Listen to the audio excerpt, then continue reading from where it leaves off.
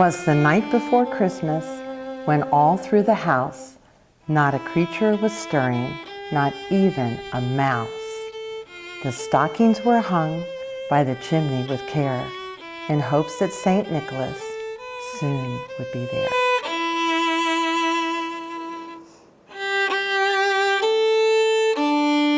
The children were nestled all snug in their beds, while visions of sugar plums danced in their heads.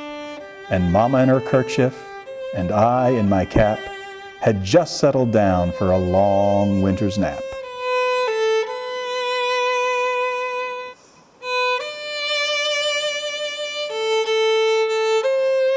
When out on the lawn there arose such a clatter, I sprang from my bed to see what was the matter.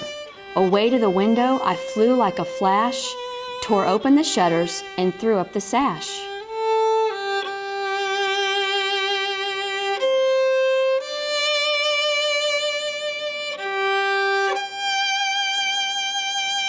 The moon on the breast of the new fallen snow gave the luster of midday to objects below, when what to my wondering eyes should appear but a miniature sleigh and 8 tiny reindeer.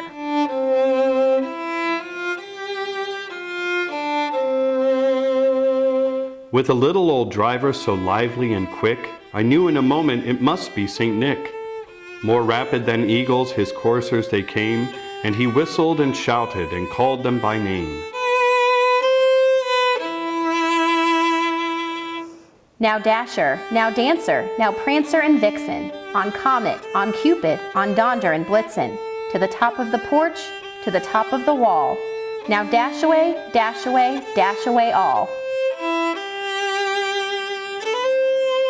As dry leaves that before the wild hurricane fly, when they meet with an obstacle mount to the sky, so up to the housetop the coursers they flew, with a sleigh full of toys and St. Nicholas too.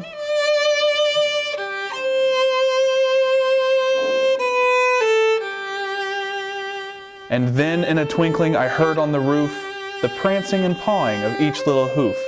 As I drew in my head and was turning around, down the chimney St. Nicholas came with a bound.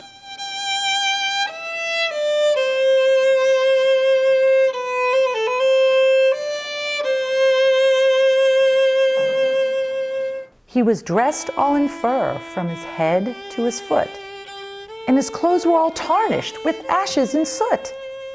A bundle of toys he had flung on his back, and he looked like a peddler just opening his pack. His eyes, how they twinkled, his dimples, how merry. His cheeks were like roses, his nose like a cherry. His droll little mouth was drawn up like a bow, and the beard of his chin was as white as the snow.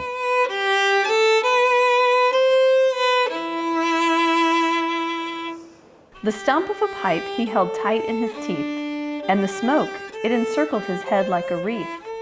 He had a broad face and a little round belly that shook when he laughed like a bowl full of jelly. He was chubby and plump, a right jolly old elf, and I laughed when I saw him in spite of myself. A wink of his eye and a twist of his head soon gave me to know I had nothing to dread.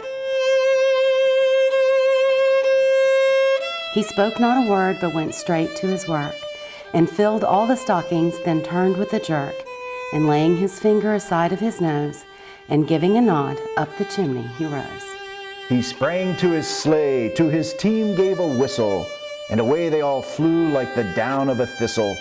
But I heard him exclaim, ere he drove out of sight, "Merry Christmas to all, and to all a good night."